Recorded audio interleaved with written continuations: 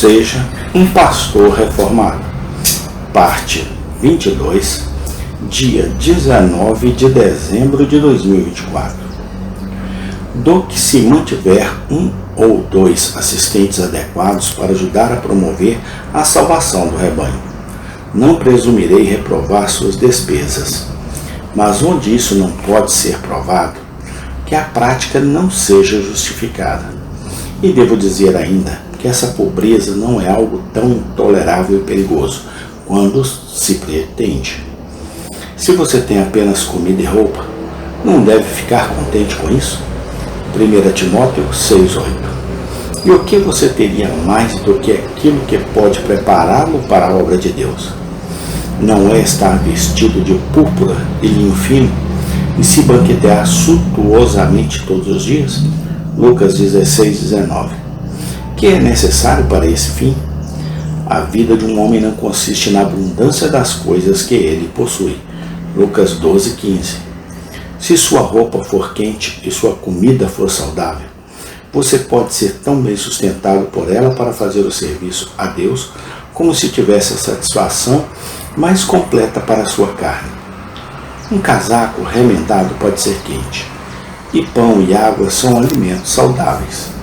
Aquele que não carece disso tem apenas uma desculpa pobre para arriscar as almas dos homens, para que ele possa viver de iguarias.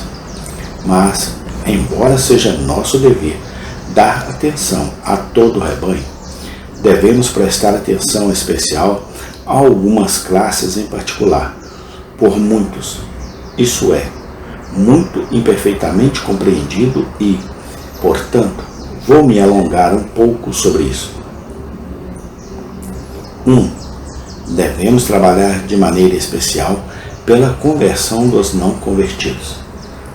A obra de conversão é a primeira grande coisa que devemos buscar. Depois disso, devemos trabalhar com todas as nossas forças.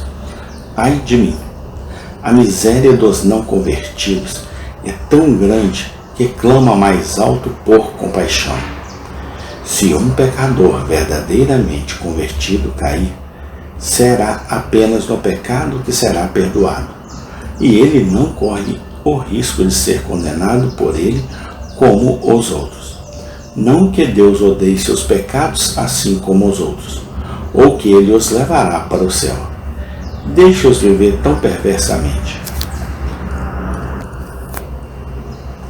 Mas o Espírito que está dentro deles não os deixará viver perversamente, nem pecar como os ímpios. Mas como os não convertidos é bem diferente. Eles estão em fel de amargura e no laço da iniquidade. Atos 8:23. E ainda não tem parte nem comunhão no perdão de seus pecados, ou na esperança da glória. Temos, portanto, uma obra de maior necessidade de fazer por eles. Sim, para lhes abrir os olhos e convertê-los das trevas para a luz e do poder de Satanás para Deus, para que recebam a remissão dos pecados e herança entre os que são santificados. Atos 26:18.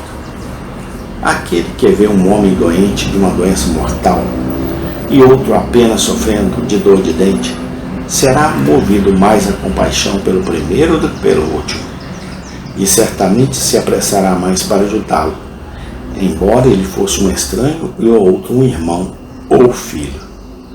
É um caso tão triste ver homens em um estado de condenação, em que, se eles morressem, estariam perdidos para sempre, que me parece que não seríamos capazes de deixá-los sozinhos, seja em público ou privado.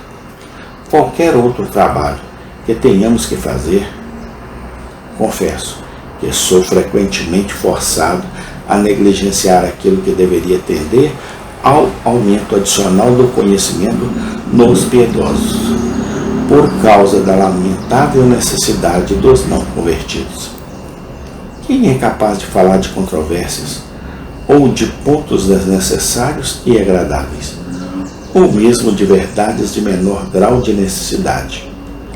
Por mais excelentes que sejam, enquanto vê uma companhia de pecadores ignorantes, carnais e miseráveis diante de seus olhos, que devem ser transformados ou condenados.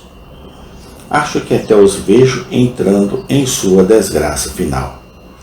Acho que os ouço clamando para ajuda mais rápida. A miséria deles fala mais alto, porque eles não têm corações para pedir por si mesmos. Muitas vezes eu soube que eu tinha alguns ouvintes de fantasias mais elevadas que procuravam raridades e eram viciados em desprezar o ministério. Se eu não lhes dissesse algo mais do que o comum, no entanto, eu não conseguia encarar em meu coração para me afastar das necessidades dos impenitentes, para agradá-los, nem mesmo para deixar de falar com pecadores miseráveis para a sua salvação.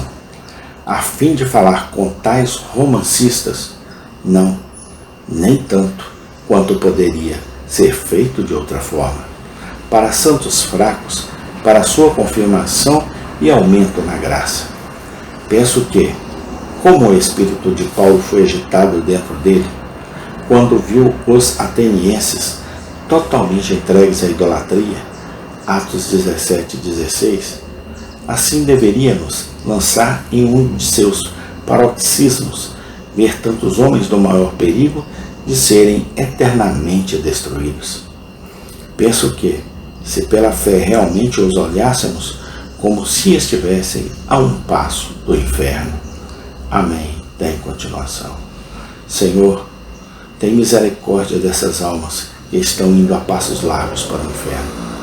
Senhor, dá-nos a tua ajuda, dá-nos a tua unção, a tua graça, a tua misericórdia, no nome do Senhor Jesus Cristo, para que possamos passar a tua palavra para este povo, Deus.